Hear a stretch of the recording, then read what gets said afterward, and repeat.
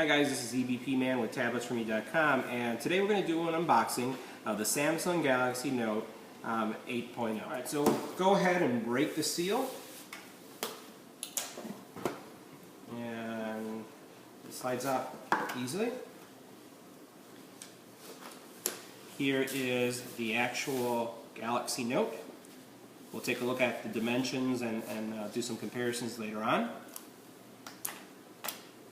See what's in the box. You have a charger, and here's something unique. So just like Apple, most of the tablets from the Samsung line use a proprietary dongle for charging and syncing, and it looks like Samsung has changed how they connect to the device. So I think it's a good thing. It is using a micro USB connector now. So here's your micro USB, just like you would use on your cell phone, is the same type of cabling that you'd use for the tablet. But that means that if you're traveling or you're on the road or you're just out and about, the same cable that you'd use to charge your phone is the same cable that you'll use to charge your tablet. That, in my mind, is a good thing. But it also renders any accessories that you have from previous tablets obsolete. In the box, there's pretty much nothing else left except the paperwork or the paper, and it's very lightweight, so it looks like they're really trying to go green as much as they can. And then obviously they have here some instructions on how to use the Note, but some very light guides, so health and safety guide and quick start guide. Let's take a look at the tablet itself. So let's talk about the specs for the tablet just for a second. This is an 8-inch tablet, as I had mentioned earlier. Also, from a resolution perspective, this is a 1280 by 800 super clear LCD. Higher resolution than the actual iPad mini. It also has a 1.3 megapixel camera for the front. On the back, it has a 5 megapixel camera. It does not have flash though, as you can see. You do have an expansion slot for a memory card, and this will allow you to up the memory of your tablet quite significantly. Typically 32 is what most devices support. Some support all the way up to 64.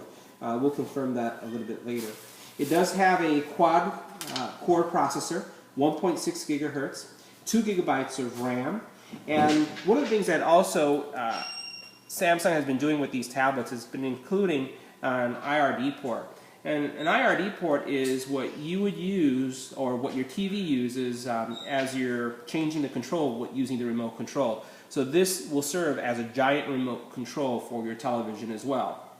It's running Android, the latest version of Android, so we'll take a look at that, but obviously it's going to have the proprietary version or skinned version that Samsung provides. Just like with all Samsung devices, you have your audio jack here. You also then have your on and off button, your volume rocker. On the bottom you do have 2 stereo speakers, right? In the front you have a home button, your return button, and your menu. So this looks just like if you have a Samsung Galaxy Note or an S3, it just looks like a giant version of that. We also have our stylus, which is something again that sets this device apart because this is the Note series. So if you have a Galaxy Tab 2 7-inch device, really what you're missing with this one is a little bit larger screen, and then the fact that you have a stylus. This stylus is a decent sized stylus. It's not too small. You have your tip, and then you have a clicker right there that you can use for clicking, and then obviously you can just slide it away when you're done with it, and it fits rather nicely. It's just tight. It's a tight fit. It's not something that is going to pop out easily. This device does have Bluetooth, does have GPS, as it says there. It is a Wi-Fi device, and it's one of the devices one of the few devices out there that has true multitasking or multi-windowing. So you can actually have, as we have seen in some of the videos with the Galaxy Note 2, where you could actually have a part of the screen showing one application and the other part of the screen showing another. So that's the unboxing and just a review of just the specs. Let's take a look at what it looks like when you start it. Let's go ahead and start up the tablet, and what I'll do is I'll just remove the protection screen. It should have some power, and so we'll see what the startup process is. Press and hold. No vibration, no sound. Typically some of the other devices like the phones, as soon as you turn it on you hear like some type of sound and you'll get a vibration. Here you get the startup sound. I felt a little vibration now. And now we'll go through the actual setup. So English, United States. And you'll notice here with this version, this is new, you can immediately turn on accessibility. So for visually impaired or hearing, you could actually go through the setup process and have assisted setup, which is a great feature for those that are visually impaired or hearing impaired. So bravo for them. We'll go ahead and hit next. It's going to start looking for Wi-Fi. I'll set that up. So I've connected the network.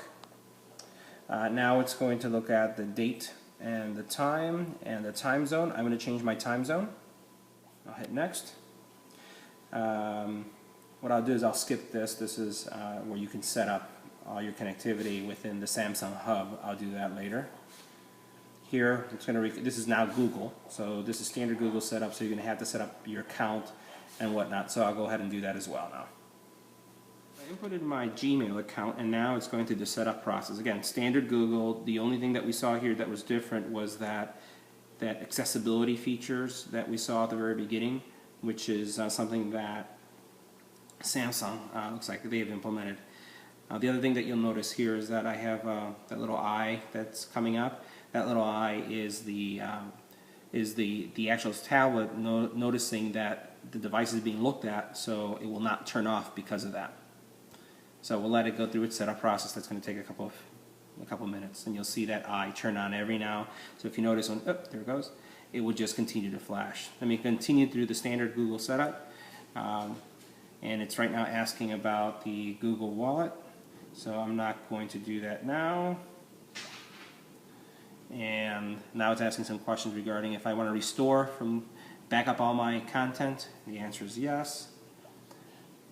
And now it's contacting Google, and it'll continue to set itself up.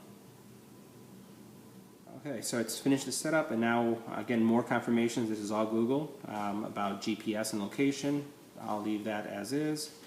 And now what it's doing is setting up a Dropbox. I already have a Dropbox, but you get typically extra space. So here you'll get 50 gigabytes of Dropbox space if you register, and you get it for 2 years. So I'll go ahead and do this, and let's see what else we experience. So the last step here is after you go through your Dropbox setup is you get presented with the simplified usage model with actually Samsung. And that's something that you can choose to use or not. You can actually go back in the menu and choose it, and it just organizes your icons differently. I'm not going to go ahead and do that, so I'm just going to hit finish. And now it's just instructing me about how the device works. So if we go through it, here's my calendar. There isn't really much installed when it comes to bloatware, it doesn't seem. Let's go in here and see. So these are the applications that come pre-filled. So you have Flipboard there, obviously Google Maps. Let's see if there's anything else. Dropbox is here. Yeah, that's pretty much it. There's not a lot there. So here we're going back to the beginning again. So what we'll do is we'll do an in-depth view of the tablet in future videos, but this is the Samsung Galaxy Note 8.0 unboxing.